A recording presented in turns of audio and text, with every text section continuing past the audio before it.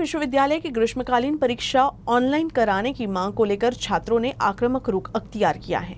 शुक्रवार को एनएसयूआई के नेतृत्व में संत गाडगे बाबा अमरावती विश्वविद्यालय में ऑनलाइन परीक्षा की मांग को लेकर आंदोलन किया गया। आंदोलन के दौरान गुस्साए छात्रों और पुलिस के बीच झड़प भी हुई। संत गाडगे बाबा अमरावती विश्वविद्यालय द्वारा समर 2022 की परीक्षा ऑफलाइन लेने का निर्णय लिया गया है, लेकिन इस निर्णय का छात्र संगठन विरोध कर रहे हैं और परीक्षा ऑनलाइन लेने की मांग कर रही हैं।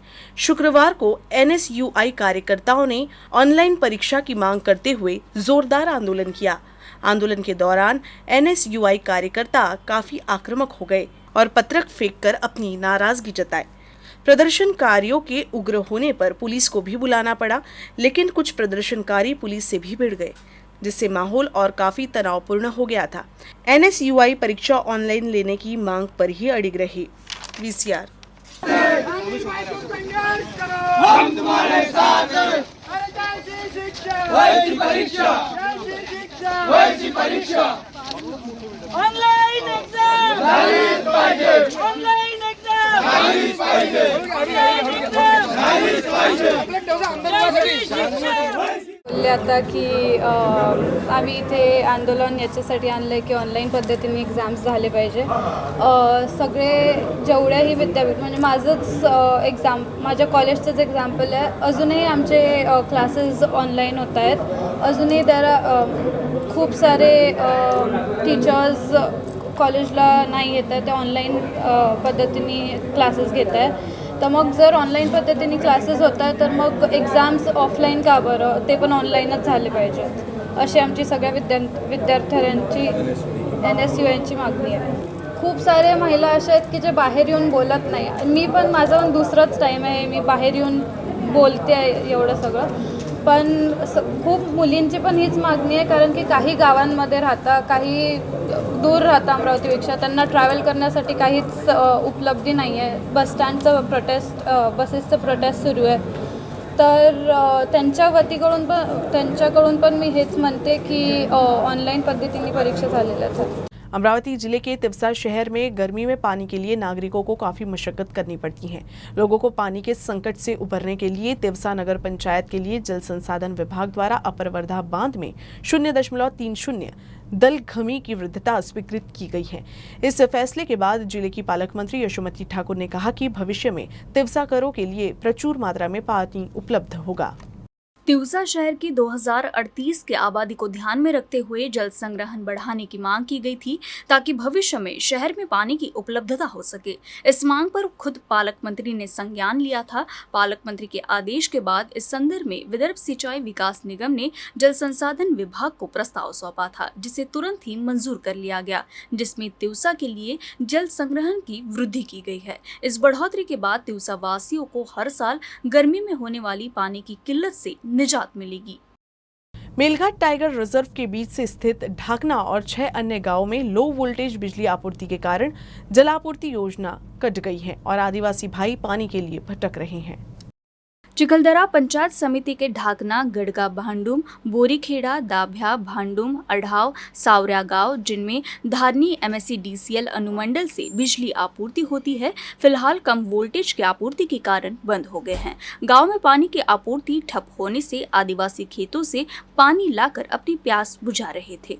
धारनी से 22 से 23 किलोमीटर की दूरी पर गुगामाल वन्यजीव मंडल के गड़गा, भांडुम और अढ़ाव दोनों गाँव में आदिवासियों को पीने के पानी के लिए भटकना पड़ रहा है। सचिव आरएन राव से पानी की किल्लत के बारे में पूछा गया। हालांकि उन्होंने स्वीकार किया कि कम वोल्टेज बिजली की आपूर्ति थी, लेकिन अन्य वैकल्पिक व्यवस्थाएं बनाई जा रही है। ढाकना और सावरिया गांव में जलापूर्ति योजनाएं पहले से ही खराब थी, जबकि 7 गांव भी पानी की गंभीर कमी का सामना करना पड़ रहा है। इन दूरदराज के गांव को चिखलदरा पंचायत समिति द्वारा हमेशा उपेक्षित किया जाता है। इस बीच इन गांवों में हैंडपंप और टैंकरों से पेयजल उपलब्ध कराए जाने की मांग की जा रही है। चिखलदरा के ऐतिहासिक गाविलगढ़ किले के आसपास के इलाके में भीषण आग लग गई। इस आग में वन संपदा को काफी नुकसान पहुंचा है। विदर्भ के स्वर्ग अमरावती जिले के चिखलदरा पर्यटन स्थल पर स्थित ऐतिहासिक गावलगढ़ किले में आग लग गई। इस जगह पर बड़ी मात्रा में वन संसाधन जलकर राख हो गए। आग ने गावलगढ़ किले को भी खासा नुकसान पहुंचाया है। आग ने किले में घास और पेड़ों को अपनी चपेट में ले लिया। पिछले 2 वर्षों में मेलघाट के जंगलों में हर दिन आग लगने की घटना में भारी वृद्धि देखी गई है। इसका प्रभाव वन संसाधनों और पर्यावरण के साथ ही वन्य जीवों पर भी पड़ रहा है। अब वन विभाग आग को बुझाने के काम में जुट गया है।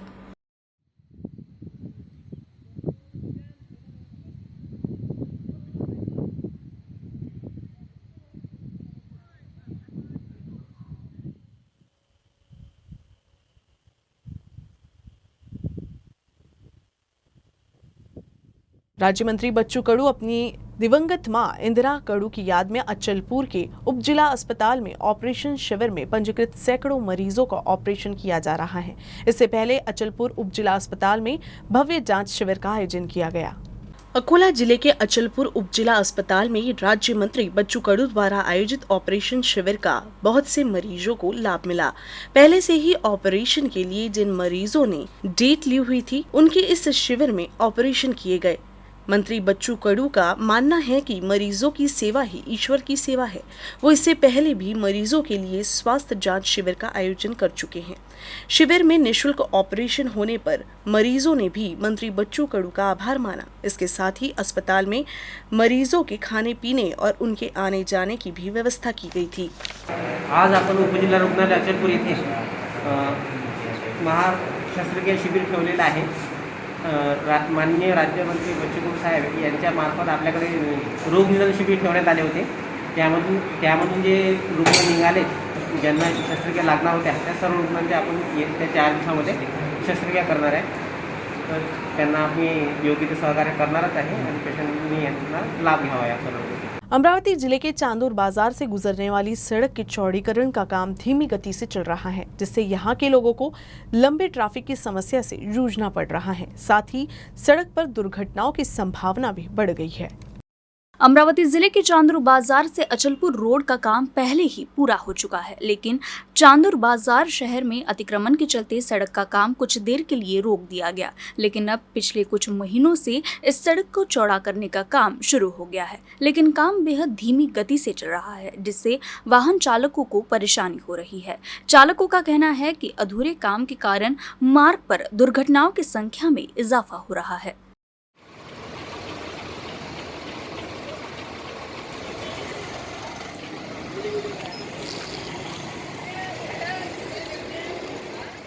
श्री गुरुदेव अध्यात्मक गुरुकुल गुरुकुंज मोजरी में 1 मई से 15 मई तक पूज्य राष्ट्रसंत तुकडोजी महाराज की 113वीं जयंती के अवसर पर श्री गुरुदेव संस्कृति शिविर का आयोजन किया गया है। इस संस्कृति शिविर में पूरे विदर्भ से 100 छात्रों ने भाग लिया है।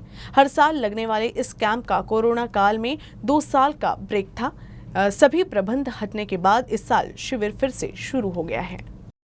शिविर में सुबह 5 बजे से रात 9 बजे तक संस्कार शिविर में आदर्श दैनिक दिनचर्या में संगीत, गायन कौशल, भाषण कौशल, कार्यक्रम प्रबंधन, ध्यान, पूजा, व्यक्तित्व विकास, योग, प्राणायाम के साथ साथ आत्मरक्षा के लिए कराटे और लाठी काठी का प्रशिक्षण शामिल है। संबंधित विषयों के विशेषज्ञ शिक्षक इस स्थान पर छात्रों को संबंधित विषयों को पढ़ाने के लिए मार्गदर्शन कर रही हैं।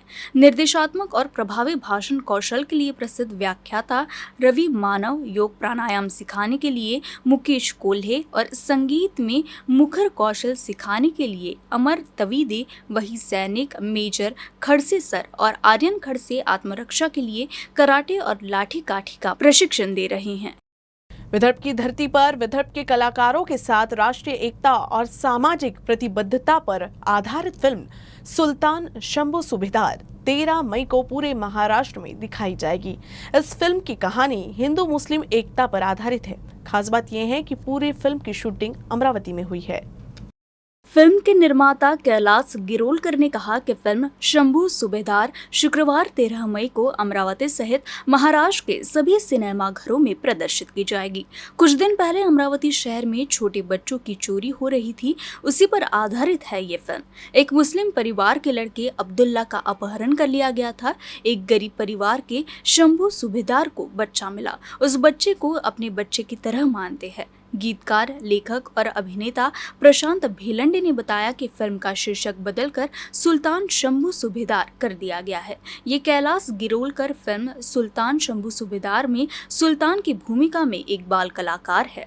फिल्म में दिगंबर नायक ने शंभू सूबेदार की भूमिका निभाई है। अब्दुल का किरदार प्रशांत भेंडे ने निभाया है।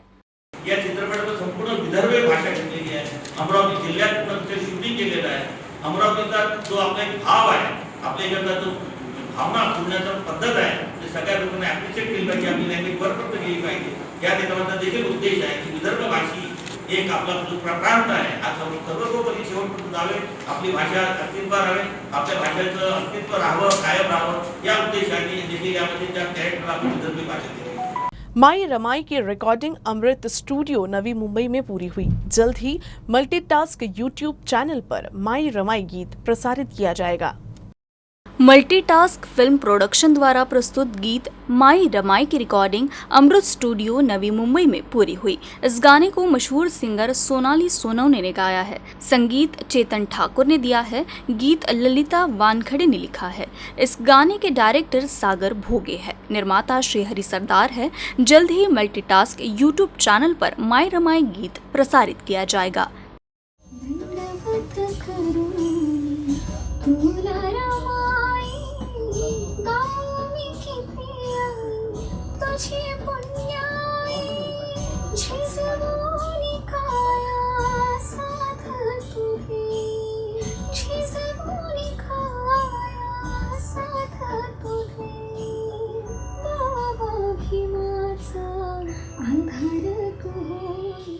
मल्टीटास्क फिल्म प्रोडक्शन प्रस्तुत माई रमाई हे गाणं लवकरच प्रसारित होणार आहे आणि तुमच्या भेटीला येणार आहे।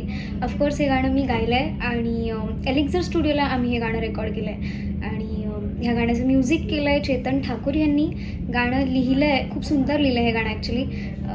हे गाणं लिहिलं आहे ललिता वानखेडे यांनी आणि ह्या गाण्याचं दिग्दर्शन करतायत सागर भोगे आणि निर्माते आहेत श्रीहरी सरदार।